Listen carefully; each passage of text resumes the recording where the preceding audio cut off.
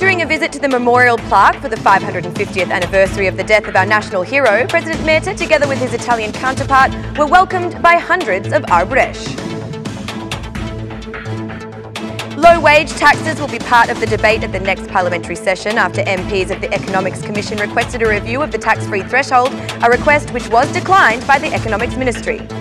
While presenting the 2019 budget, Mayor Veliaj asked residents of the Kashar area to vote en masse on June 30th as, according to him, only a full majority in the council will provide the opportunity to approve investments. Good evening, it's 6 o'clock on Wednesday the 7th of November 2018. Welcome to the English edition of Aura News. My name is Alexandra and I'm here to bring you the day's top stories from across the country translated into English. National hero George Skanderbeg has joined the Calabrian Arbëresh living in Italy. Albanian President Ilir Meta and Italian counterpart Sergio Mattarella were received by hundreds of Arbëresh in the municipality of St. Demetrio in the region of Calabria. Together, they took part in the commemoration ceremony of the 550th anniversary of the death of our national hero George Skanderbeg. The ceremony was held at the famous Arbëresh St. Adriano College, where they studied the highest figures of the Albanian Arbëresh literature and patriotism. Our people do not merge alone with the sea, but our earliest and modern history, the most vivid testimony and the best model of this everlasting coexistence are the Arbëresh, said Ilir Meta. Among the Italian flags, Mattarella addressed the Arbëresh in Italy in the Albanian language and expressed support for the neighbouring state in the integration process. Skanderbeg is the Albanian Garibaldi and a proud figure for the nation.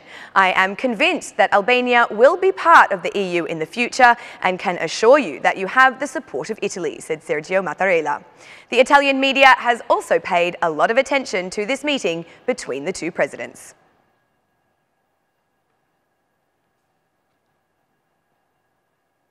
The tender for the Tiran-Durrës highway will be accompanied by intervention in some other road axes. According to the Minister of Infrastructure and Energy, Damian Gignori, going to the coast through these two alternative routes will be free of charge. One is the road from Tirana towards Maminas, Shiak, so the former old road, including the road to the business service. The other road that will be completely reconstructed will be the Kombinat Ndroç road to Pljepat in Durrës. It means that we will have two alternative ways for citizens to utilise, said Damian Gignori. Minister Gignori adds that an international company will be employed for the task of monitoring public-private partnership investments, while stating that priority will be placed on the airports of Vlora and Saranda. We are in negotiations for the Vlora airport. If we do not conclude these negotiations in a timely manner so soon, we will try every way, including a state finance scheme, to enable this airport, said Damian Gignori. Without boasting, Minister Gignori also declared the growth record of ferrochrome exports. We have to be proud of the policy of these 4 years. It's not just booing.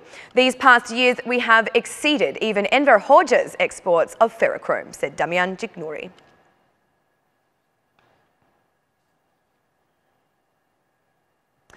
Changing the tax laws for low wages has sparked debate in the Economic Parliamentary Commission.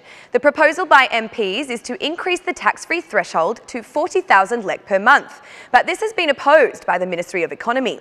I think that we have to keep an open mind and first assess what changes we can implement and what we cannot. It may not be 40,000, but perhaps 35,000 or 37,000, depending on the opportunities we have, said Julamete. To increase the threshold from 30,000 to 40,000 is basically wrong because it damages the progressiveness and fiscal integrity of employment, said Arben Ahmetai.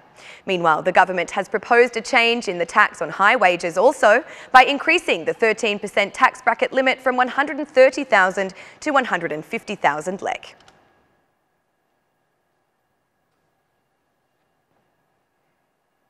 The Democratic Party has issued accusations against the tender for building the new ring road, calling it a corrupt affair which gives 18 million euros to a shell company with unknown owners.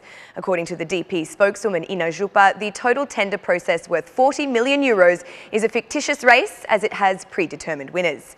For several days, residents have protested against the demolition of houses which are due to be destroyed in order to make way for the works on the new ring. Some of these residents were accompanied by police to police station number 6, while this morning Democratic Party MP Gens Razimiri also presented to the police to express his interest in the situation.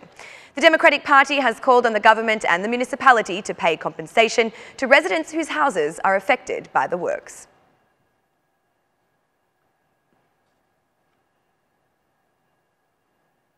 Even those who are looking for a job can write to help via the portal of co-governance.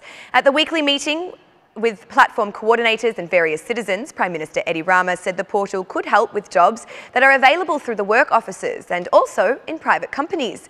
If they want a job, not a salary from the state, but a job, then they should not hesitate to write to the platform of co-governance. Through the coordinators and with the direct support of the Minister of Finance and Economy, we can offer job opportunities that are currently available through the job offices, as well as with various private companies, said Edi Rama. Regarding citizens' complaints, Prime Minister Edi Rama said that an increase in the number of resolved issues was noted. Aluizni's statistics show a significant increase in resolved cases, and this is undoubtedly linked to the pressure of co-governance, explained Edi Rama. Regardless of the solutions to problems, Rama assured that the work does not end there because there are administrative punishments as well for offending employees, up to and including their prosecution.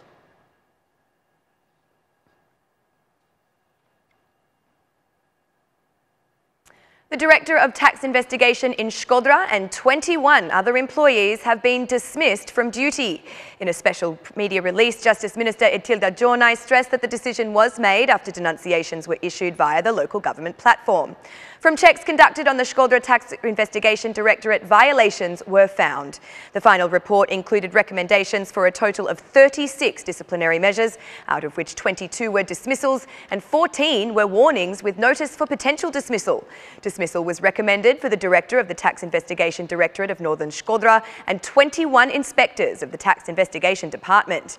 Meanwhile, warning remarks were announced for the potential dismissal for the Responsible Implementation Sector and 13 tax investigation inspectors. Meanwhile, the good cooperation of the Anti-Corruption Task Force continued with the State Police, prosecution and other law enforcement institutions in the country.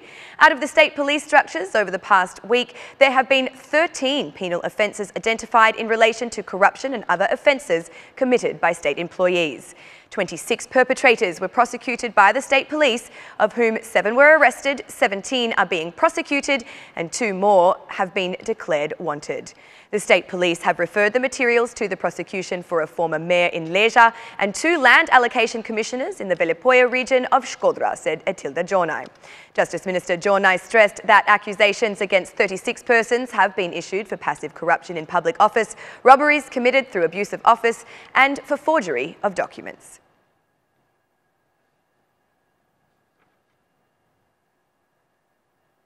During the presentation of the 2019 budget, Mayor of Tirana, Veliaj, put emphasis on investments in the peripheral areas of the capital.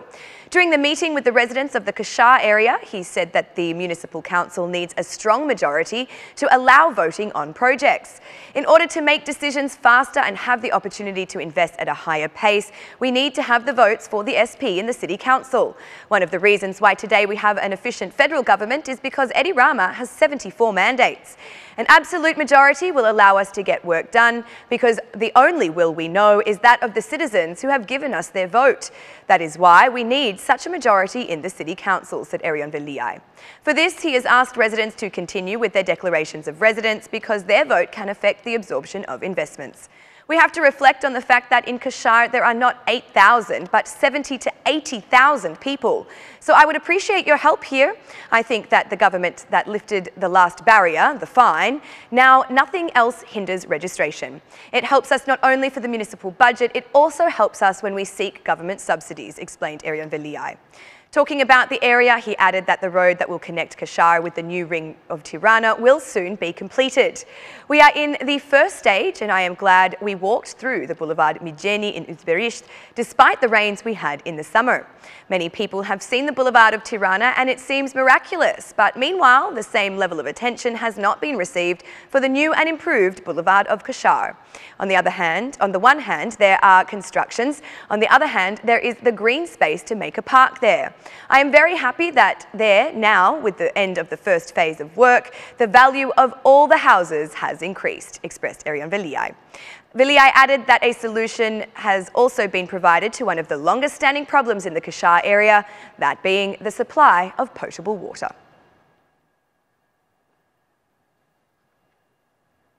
And that's the news across the country today. Thank you for watching our English edition this evening, and be sure to join me again every Monday to Saturday at 6 p.m. for the latest news from Albania. Once again, on behalf of Aura News, thank you and good night.